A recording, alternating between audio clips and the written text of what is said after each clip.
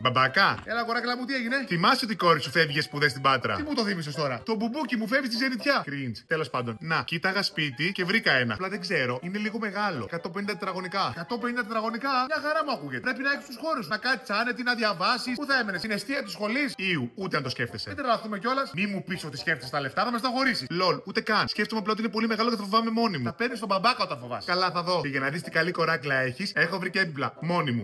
Κόρη, εγώ, κοίτα πώ με διευκολύνει. Μπήκα Hallmark και τα έχει όλα. Έχει κατηγορία φοιτητικό σπίτι. Δε. Για να δω. Μοντέρνα πράγματα, έχει φίνα, Δεν είναι τέλειο αυτό το κρεβάτι. Ωραίο και το διπλό κρεβάτι. Αλλά κάτσε, γιατί διπλό? Δεν πιστεύω να μου φέρει κανένα σπίτι. Ανέβασα πίεση ξαφνικά. Μπα, μην αρχίζει. Μπορεί να θέλει να κοιμηθεί καμιά φίλη μου. Α. Έτσι κι αλλιώ στην Πάτρα είναι. Πού να βρω αγόρι. Εκεί είναι πολύ ήρεμα. Τι έχει, δεν ανησυχώ. Σου έχω εμπιστοσύνη άλλωστε. Ωραία, τέλεια. Πάω να τα πάρω. Ωραία, πάρε ό,τι θέλει.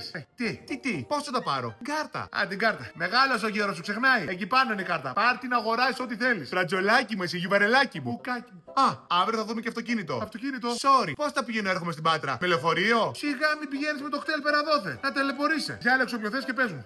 Μπαμπά. Μπαμπά.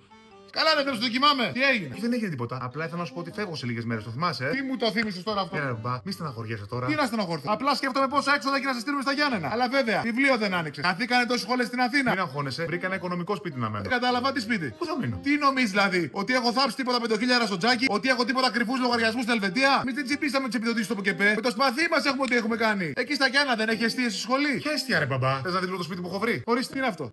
50 τετραγωνικά είναι. Εδώ κοιτάξτε. 50 τετραγωνικά σπίτι. Τι λε, ρε? Τι θα το κάνετε γήπεδο εκεί μέσα? Ποιο γήπεδο ρε μπαμπά. Κοιτάξτε εδώ το γιο του Μεγιστάνα. Σιγά που χρειάζεσαι εσύ τώρα 50 τετραγωνικά. Τι θέλει? Ένα μπάνιο, μια κουζίνα, ένα ράτζο σαλόνι, μια χαρά είσαι. Εντάξει, έχει άλλο ένα δωμάτιο αυτό. Με 20 τετραγωνικά την κάνει τη δουλειά σου. 20 τετραγωνικά και θα χωράω μόνο όρθιο. Ωραία. Κανένα έπιπλο θα πάρω τουλάχιστον. Έχω βρει από Hallmark. Έπιπλο, εδώ. Γιατί τα κλειδιά τη αποθήκη μου τα έχει. Τι αποθήκη? Μην αγχώνεσαι. Έχω κάτω στην αποθήκη τα έπιπλα τη προγιαγιά σου. 3 γενιέ έχουν μεγαλώσει. Εγώ δεν μένω στα έπιπλα τη προγιαγιά. Τα είναι στοιχειωμένα. Έχω και κάτι σε μετάκια τη γιαγιά σου να βάλει πάνω στην τηλεόραση. Πολύ μοντέρνα. Τώρα τηλεόραση δεν έχουμε, αλλά αυτό θα δούμε. Να σου πω, τουλάχιστον να σου δείξω ένα αυτοκίνητο που έχω βρει. Ένα τσίκου εντζέτο του 2000 είναι. Είδες? Σε καλή κατάσταση. Πες και αυτοκίνητο. Μα την αδερφή μου πήρε. Μη μιλά έτσι για την αδερφή σου και μην την ξαναπιάσει στο στόμα σου. Καλά, καλά.